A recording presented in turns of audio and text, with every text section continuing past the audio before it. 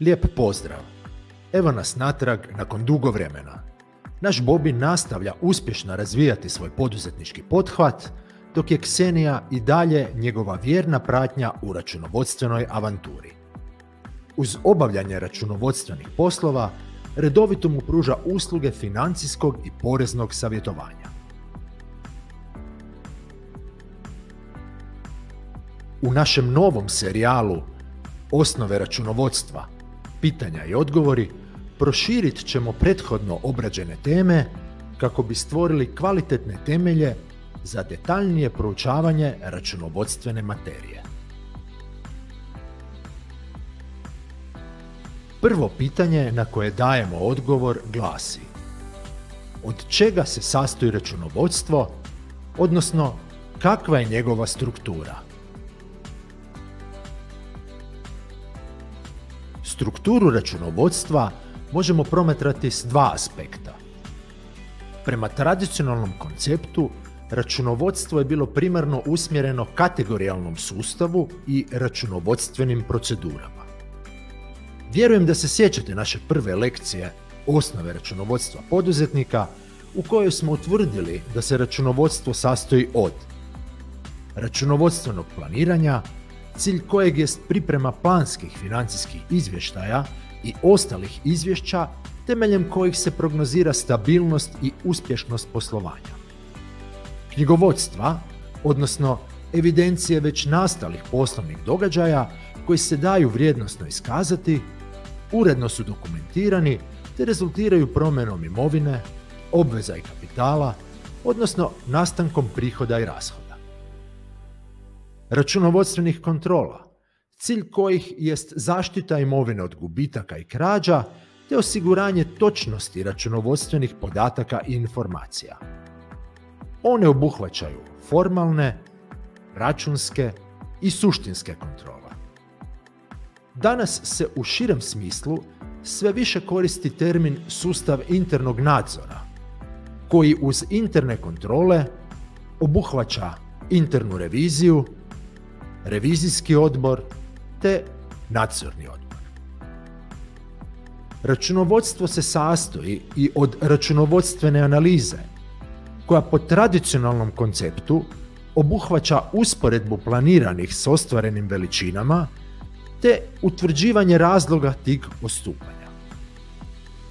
U suvremenom poslovnom okruženju analiza uključuje horizontalnu i vertikalnu analizu financijskih izvještaja te analizu pokazatelja. Posljednja funkcija računovodstva sadržana je u računovodstvenom informiranju, cilj kojeg jest prezentirati dionicima informacije koje su rezultat procesa planiranja, evidentiranja odnosno knjigovodstva, kontrole i analize. Suvremeni računovodstveni informacijski sustavi omogućuju promptnu dostavu različitih informacija prilagođenih potrebama dionika. Suvremena funkcionalna struktura računovodstva u obzir uzima dionike, odnosno korisnike računovodstvenih informacija.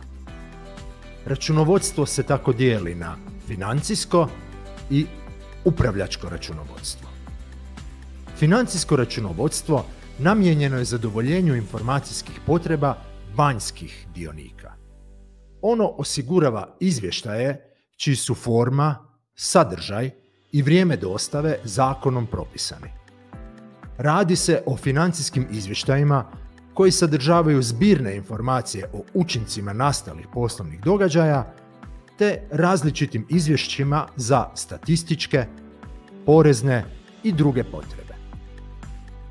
Upravljačko računovodstvo pak priprema nestandardizirana izvješća namijenjena unutarnjim korisnicima, koja sadrže detaljne informacije o segmentu ili cjelini poslovanja, te uz ostvarene često sadržavaju i planirane veličine koje se dostavljaju dionicima periodično, odnosno kvartalno, mjesečno, tjedno, pa čak i dnevno.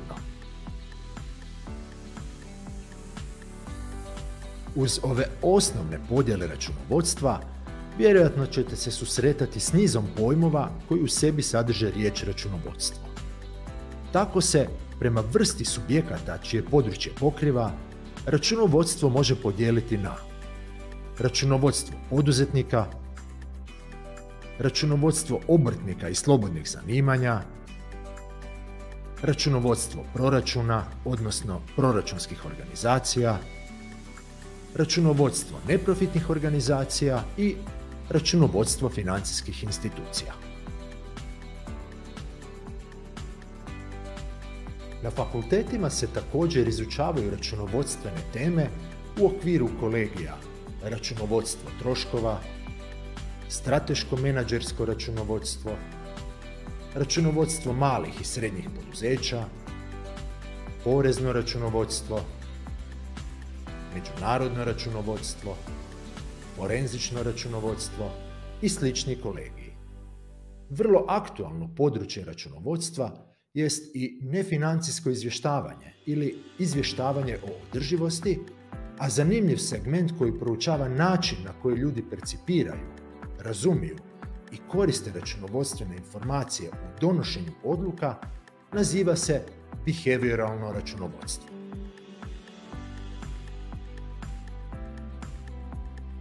Zadržimo se za sada na osnovnim konceptima. Složenije pojmove obradit ćemo kada za to dođe vrijeme.